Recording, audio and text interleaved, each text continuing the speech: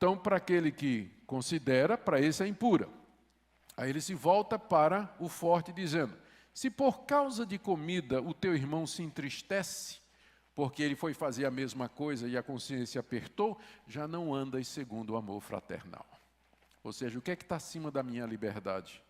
O amor para com o meu próximo. Por causa da tua comida, não faças perecer aquele a favor de quem Cristo morreu. Essa é uma passagem difícil. Porque a gente pode fazer perecer alguém por quem Cristo morreu. Se Cristo morreu por aquela pessoa está salva dos seus pecados. Seus pecados foram perdoados. E ele jamais será condenado. Então, a única ou uma solução que a gente tem para essa passagem difícil é tomar o verbo perecer aqui, que normalmente significa condenação eterna, mas tomá-lo aqui com outro sentido, no sentido de abater o irmão, desanimar o irmão. E aí se encaixa bem no contexto. Por causa da tua comida, não desanime, né? Não deixe desanimado ou triste aquele irmão a favor de quem Cristo morreu. Cristo morreu para salvá-lo. E você vem com seu mau exemplo, né, um exemplo errado, e você está trabalhando contra o que Cristo fez, que é quando você usa a sua liberdade de maneira errada. Sua liberdade de maneira errada. Um exemplo, supor, eu sei que não é o caso do pastor Arival, que não faz isso. Vamos supor que o pastor Arival, no aeroporto aí, ele resolva na viagem, olha para um lado, olha para o outro, não tem ninguém, ele pede um chopp. Né? Aí, de repente, passa um irmãozinho da Assembleia, né? Né? Pastor Arival está tomando um chopp. Então, quer dizer que está certo.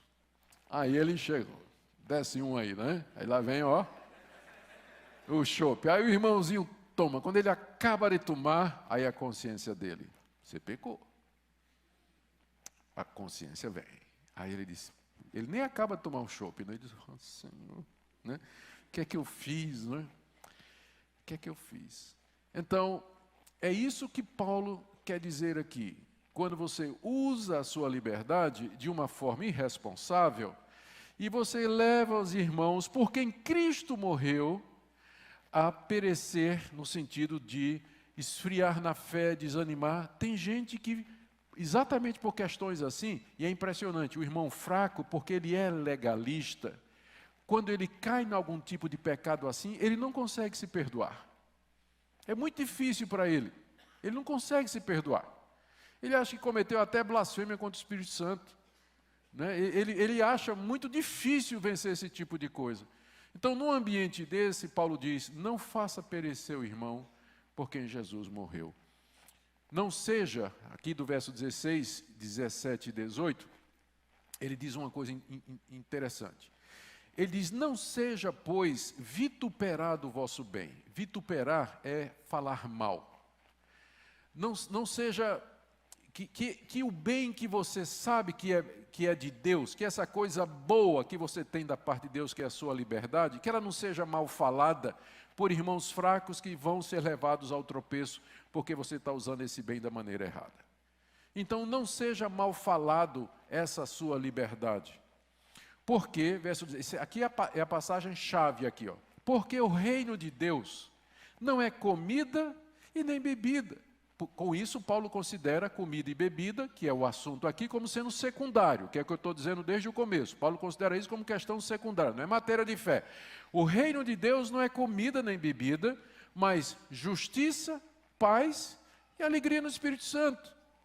Você vê que ele considera essas questões, pode comer isso, não pode comer isso, e aqui eu vou incluir, né, tatuagem, essas outras coisas pelas quais a gente briga tudo. Isso não faz parte da essência do reino de Deus. É uma questão de opinião pessoal, de liberdade de cada um. Liberdade de cada um.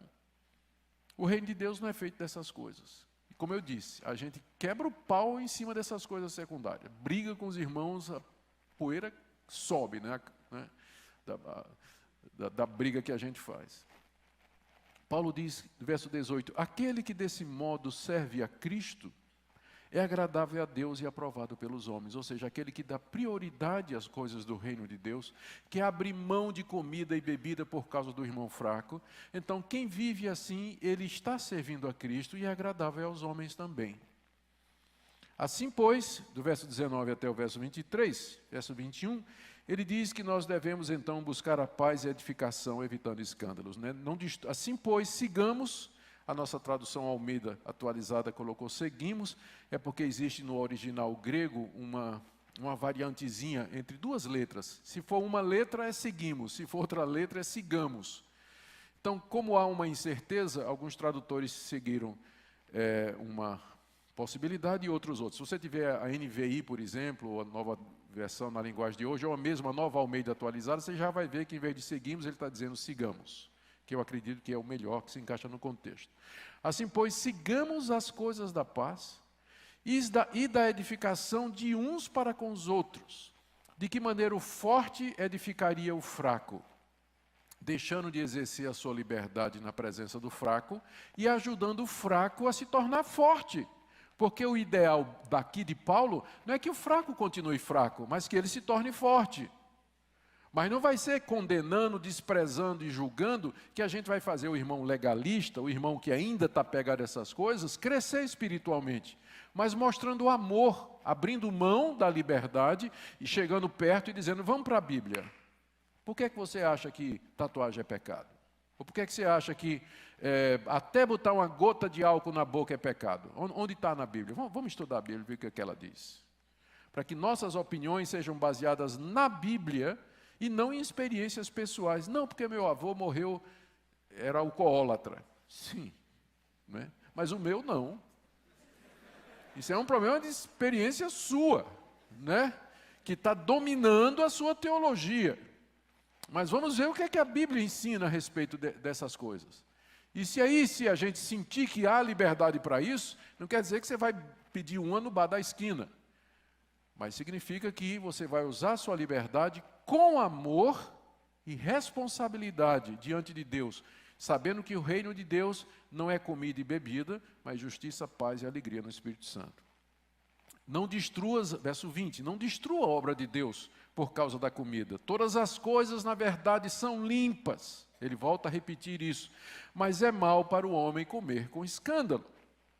É bom não comer carne, nem beber vinho, nem fazer qualquer outra coisa com que teu irmão venha tropeçar. Você levá-lo ao tropeço, eu já expliquei o que é.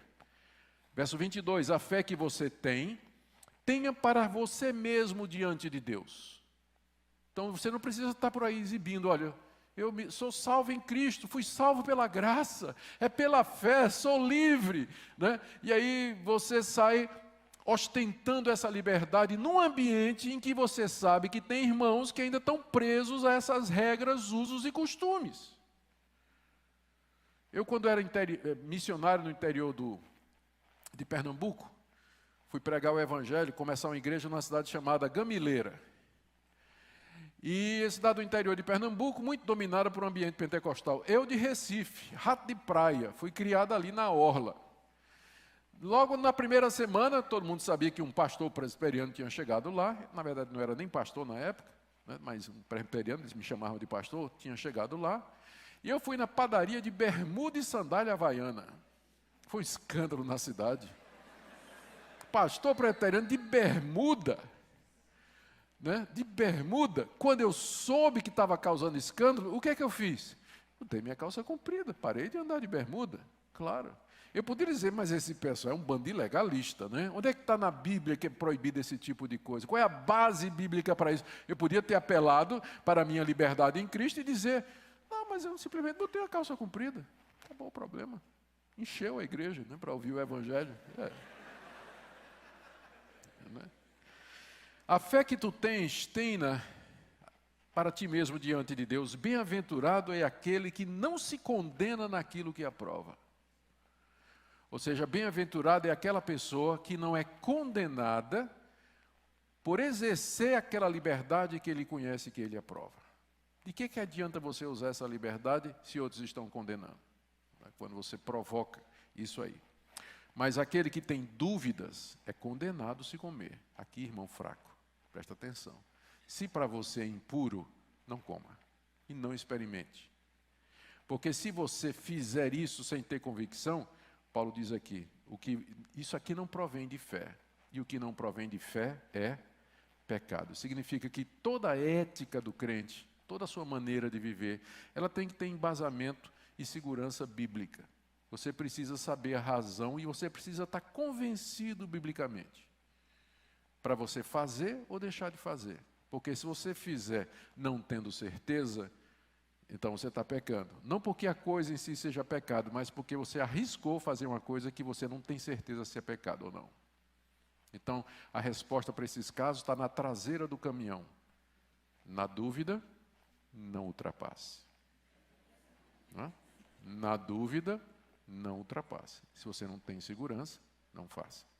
Se você tem, então você é livre, mas cuidado como você usa.